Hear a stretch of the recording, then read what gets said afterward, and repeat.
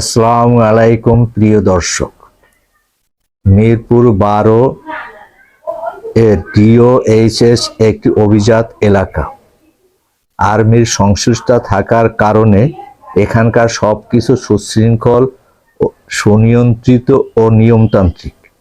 এখানে ইচ্ছে মাফিক কিছু করার সুযোগ নেই, এমনকি যে কোনো রিকশাও এখানে প্রবেশ করতে পারে না, তাও অনুমতি সাপেক্ষ। এই অনুমতির সিম্বল হলো নির্দিষ্ট রঙের একটি কোটি। রিকশার যে ড্রাইভারের গায়ে এই কোটি থাকবে তিনিই কেবল সেখানে প্রবেশ করতে পারবেন। তাই এই রিকশাওয়ালাদেরকে একটি সিন্ডিকেট বলা হয়। এখানে বিভিন্ন জায়গায় ভাড়া নির্ধারিত, এ নিয়ে বার্গেনিং করার কোনো সুযোগ নেই।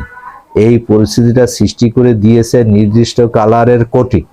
কোটিটি ডিওএইচএস কর্তৃপক্ষ সরবরাহ করে শর্ত সাপেক্ষে। শর্ত হলো এই কোটিটি ব্যবহারের জন্য প্রত্যেক ড্রাইভারকে দৈনিক 80 টাকা করে কর্তৃপক্ষকে দিতে হবে। প্রিয় দর্শক, ডিওএইচএস এ রিকশা চালাতে হলে একজন রিকশাওয়ালাকে মাসে কোটি বাবদ 2400 টাকা থেকে 2480 টাকা পরিশোধ করতে হয়। বছরে ভাড়ার আর পরিশোধের পরিমাণ গিয়ে দাঁড়ায় 29,200 টাকা। 1000 রিকশা থেকে কর্তৃপক্ষের বছরে আয় হয় 2,92,00,000 টাকা। এক্ষেত্রে তাদের বিনিয়োগ সর্বোচ্চ 2 লাখ টাকা। অথচ একজন রিকশার মালিক 12 থেকে 15,000 টাকা বিনিয়োগ করে দৈনিক ভাড়া পান 130 টাকা। এ থেকে আবার মেরামত খরচও দিতে হয়। এই রিকশার মালিকরা কিন্তু ডিওএইচএস এর মতন বিত্তবান নয়।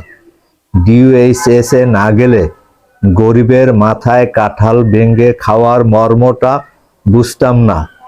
প্রিয় দর্শক, এটা আমাদের অনুসন্ধানী রিপোর্টের সূচনা পর্ব। খুব শীঘ্রই একটি বিস্তারিত রিপোর্ট প্রচার করা হবে ইনশাআল্লাহ। আল্লাহ হাফেজ।